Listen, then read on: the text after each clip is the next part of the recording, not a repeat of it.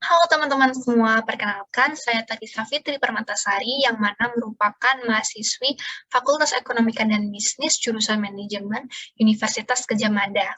Di video kali ini saya akan sharing-sharing sedikit mengenai bagaimana sih caranya untuk dapat menjadi seorang leader yang baik. Kemudian saya juga akan berbagi pengalaman saya ketika menjalani masa coaching bersama salah satu sosok pemimpin yang telah bersedia membagikan sedikit pengalamannya. Sosok pemimpin tersebut adalah Bapak Arvin Raharja. Sedikit mengenai beliau, Bapak Arvin Raharja ini merupakan lulusan sastra Inggris dari Universitas Brawijaya. Beliau mengawali karirnya sebagai kepala cabang Neutron Yogyakarta di Kendal, kemudian dipindahkan di wilayah Surabaya sebagai kepala cabang Neutron Yogyakarta Surabaya 1.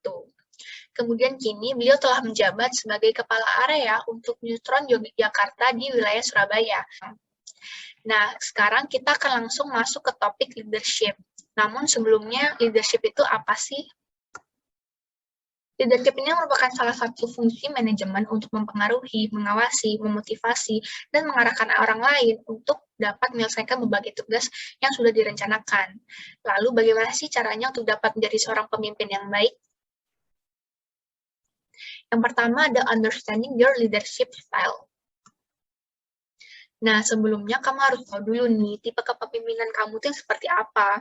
Apakah kamu itu tipe kepemimpinan yang authoritarian, demokratik, atau delegatif?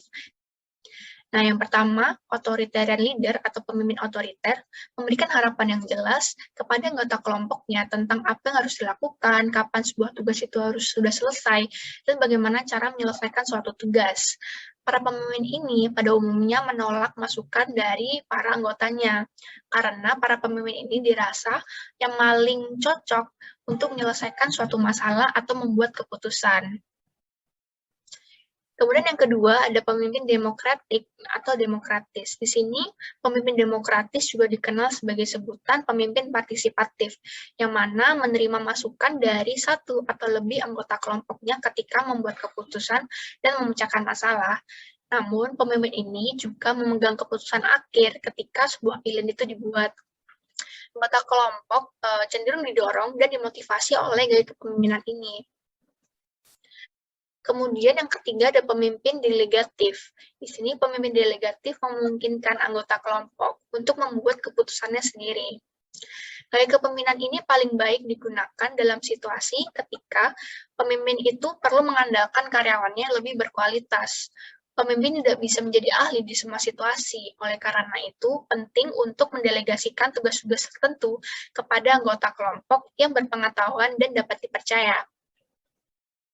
Berdasarkan pengalaman saya ketika coaching bersama Bapak Arvin, beliau ini merupakan democratic leader yang mana sangat mendorong inisiatif timnya, terbuka atas feedback, dan selalu memotivasi timnya untuk berkembang, namun masih memegang kontrol terhadap keputusan akhirnya. Kemudian yang kedua, ada engage in communication and connect with your team. Salah satu elemen terpenting dari kepemimpinan yang efektif adalah komunikasi yang terbuka dan efektif kepada anggota tim. Ketika seorang pemimpin dapat berperilaku jujur dan beretika, maka tim akan mengikuti dan meniru perilaku tersebut. Maka dari itu, penting bagi seorang pemimpin untuk dapat menjadi seorang role model dalam sebuah kelompok. Tidak hanya memiliki kapabilitas dan kemampuan yang memadai sebagai seorang pemimpin, pemimpin juga harus memiliki karakteristik yang baik pula. Selain itu, seorang pemimpin juga harus aktif dalam menjalin komunikasi dengan timnya. Pemimpin hebat itu merupakan pemimpin yang mampu menyesuaikan gaya komunikasinya terhadap tiap anggota timnya.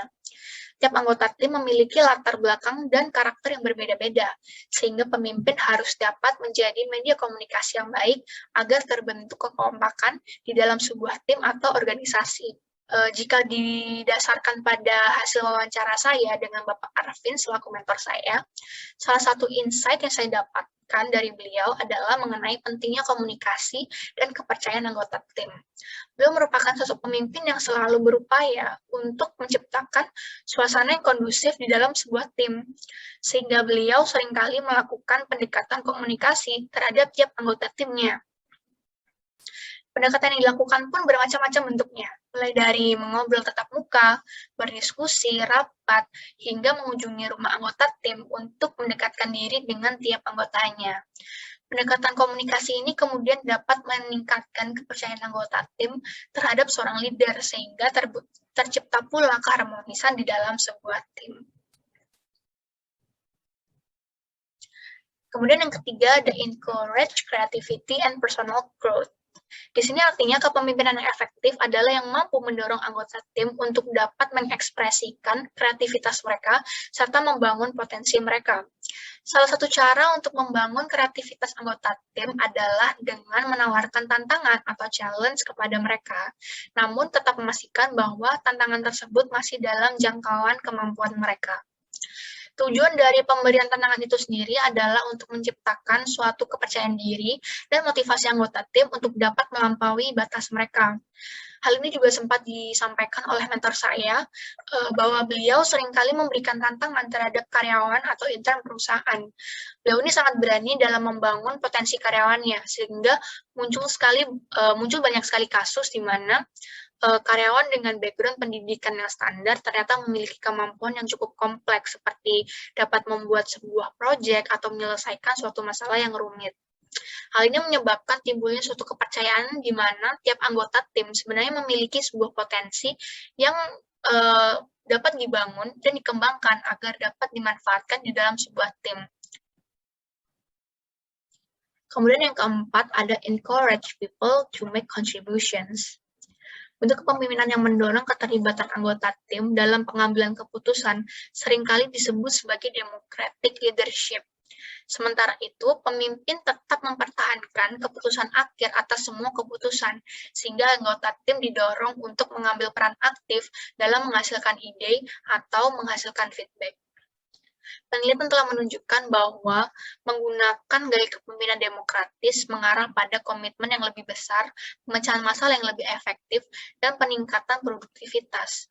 Bentuk kepemimpinan ini merupakan yang diterapkan oleh Bapak Arvin selaku mentor saya di Neutron Yogyakarta. Kemudian yang kelima, ada motivate your followers and offer rewards or recognition. Meningkatkan motivasi anggota tim dapat dilakukan dengan berbagai cara, seperti misalnya memberikan pujian, penghargaan, pengakuan, hingga reward atau hadiah. Hal-hal sesederhana itu merupakan suatu hal yang sangat berharga bagi anggota tim karena merasa hasil kerjanya itu dinilai baik dan akhirnya timbul suatu motivasi untuk menyelesaikan suatu tugas dengan lebih baik lagi. Sekian sharing-sharing dapat saya sampaikan. Mohon maaf jika ada salah kata. Wassalamualaikum warahmatullahi wabarakatuh.